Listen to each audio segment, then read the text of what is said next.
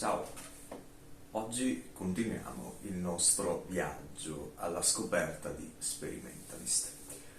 Prima di tutto parliamo dell'idea musicale. L'idea era quella di partire dal post-rock e di unire altri generi e altre influenze quali la musica elettronica, l'ambient e la musica sinfonica, ovviamente con un occhio di riguardo alla musica classica, perché io come formazione provengo dalla musica classica, pur avendo poi sperimentato altro. L'idea era di partire da questo genere già anticonvenzionale, se vogliamo, che negli ultimi anni si è piuttosto standardizzato, e quindi di rompere gli schemi e unire ulteriormente altri elementi per creare qualcosa di diverso e possibilmente di innovativo. Certo, è una sfida non semplice, ma ho creduto fin da subito che fosse la strada più giusta. Spesso ci si lamenta di sentire sempre le stesse cose, ci si lamenta del fatto che non vi sia innovativa da parte dei gruppi nuovi, e in parte è anche così soprattutto nel mainstream, dove ormai si tende a proporre prodotti generalmente standardizzati. Io ho deciso di tenermi totalmente fuori da queste logiche e di intraprendere un percorso diverso in nome dell'innovazione, per cercare di offrire qualcosa di estremamente differenziante rispetto a tutto il resto. Qualcosa che fosse complesso, ben pensato e che fosse l'inizio di un portatore di novità. La stessa volontà di fare dei testi particolarmente concisi, che vanno subito al dunque, con frasi dirette, e di alternare questo spoken word, così come è chiamato, con la parte un po' più cantata, che è prevalente nei ritornelli, e il farlo unendo lingue diverse come l'italiano, in particolare per le strofe, l'inglese, che è ovviamente oggi la lingua internazionale per i ritornelli, ma anche usando il latino, vedi Storia Magistra Vitae, terza traccia del disco, è proprio in linea con questa vena sperimentale, con questa volontà di rompere totalmente gli schemi e gli equilibri, non solo del genere, ma un po' generali della musica odierna, andando in controtendenza a tutto ciò che si può ascoltare oggi. Viene chiesto quale sia il genere di Experimentalist. Partiamo da una premessa per me assolutamente non banale. Categorizzarsi in un genere per me è assolutamente riduttivo. Ritengo che il categorizzarsi in un unico genere sia un modo di tapparsi le ali, sia un modo di andare avanti in quella direzione fino ad esaurirsi totalmente. Io non vedo la musica in questo senso. Capisco chi lo fa, ma io sono di tutt'altro avviso. Sono assolutamente per l'innovazione, sono assolutamente per la contaminazione. Ovvio che questo non è un qualcosa che possono fare tutti, perché richiede tutta una serie non solo di competenze, ma anche di capacità di mettersi in discussione, che non è banale, e magari ne parleremo, ma non è questa la sede per affrontare questo tipo di discorsi.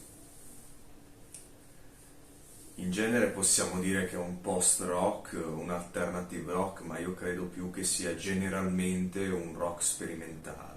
Rock sperimentale che appunto intende unire vari elementi che per me sono imprescindibili. I miei ascolti sono sicuramente molto vari, così come i miei interessi, ma anche i miei studi in fatto di musica. pur partendo dalla musica classica, ho sempre infatti prediletto la militanza in gruppi rock, metal di vario tipo, quindi un'idea di rottura totale nei confronti degli schemi attuali, tanto per cominciare. In sostanza, quando si parla di generi musicali, per me è sempre una sfida riuscire a classificarmi. Qualcuno ritiene che nel disco ci siano influenze metal, qualcuno ritiene che in realtà non sia affatto rock. Onestamente a me non interessa, a me interessa l'idea che c'è dietro e il fatto di aver trasmesso determinate cose, determinate atmosfere, determinati tipi di sentimenti. Dunque, lascio a voi la possibilità e la capacità ovviamente di giudicare quello che secondo voi è il genere che più racchiude questo disco di 4 tracce che potete ascoltare in poco più di un quarto d'ora, e vi invito a scrivermi i vostri commenti, a scrivermi qual è secondo voi il genere di riferimento o i generi di riferimento se volete, e vi invito ovviamente ad ordinare il disco scrivendo alla mail qui sotto vicpetrella@gmail.com. È importante ordinare il disco fisico, ma poi è importante, se vogliamo anche aiutare l'artista che vi piace e che intendete supportare, e l'unico modo per supportarlo è esclusivamente attraverso l'economia, e quindi investendo in quel lavoro e quindi acquistando il disco che tra l'altro è questo qua, ok? Il fronte e il retro con le tracce. Parliamo dell'artwork, ossia della copertina. Lo sperimentalismo va anche nella direzione di voler proporre una copertina diversa, artistica, particolarmente, se vogliamo, capace di suscitare qualcosa da parte di chi non conosce il disco, lo guarda e pensa qualcosa in merito a questa immagine. Perché questo? Questo è un modo di rifarsi, se vogliamo, alla musica degli anni 70, 80 e 90. Perché una volta si andava nei negozi di dischi dove c'erano vinili, CD e quant'altro, e spesso si sceglieva il disco non solo in base all'artista, ma quando non si conosceva l'artista magari si sceglieva in base alla tipologia di copertina, che era spesso un'opera d'arte. Basti pensare per esempio agli Iron Maiden o a qualunque gruppo metal, e non solo, ma mi viene in mente anche Equinox di Jean-Michel Jarre, questa copertina con questa madre terra con il teschio che è veramente veramente evocativa. Quindi ho pensato di proporre qualcosa di differente. E come ho deciso di farlo? Ovviamente la copertina è questa alle mie spalle ed è opera di Ilaria Passiatore, che lavora presso appunto un'etichetta, Resisto Distribuzione, la quale è uscito il disco, ed è stata assolutamente capace di tramutare in materiale concreto quella che era la mia idea, ossia il unire l'elemento umano a quello ambientale e naturalistico.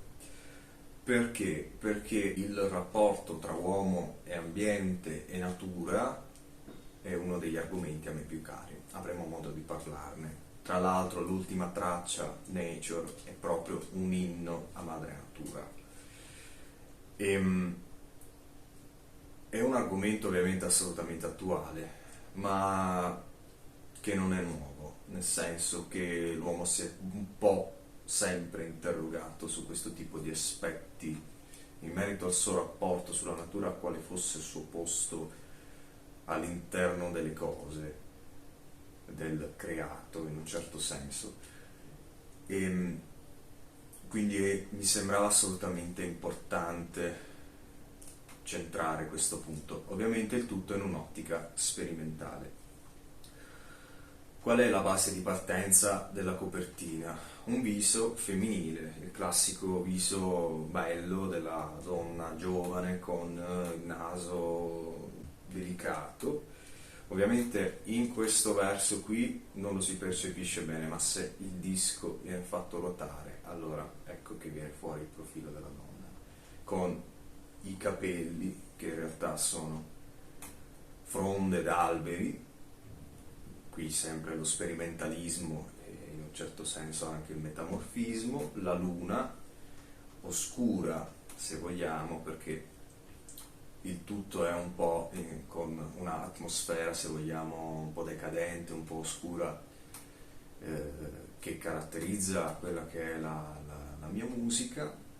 Ma la cosa secondo me più interessante è stata questa idea di mettere il disco in questo modo qua, perché apparentemente potrebbe non avere senso, ma in realtà se lo si guarda bene, questo profilo in orizzontale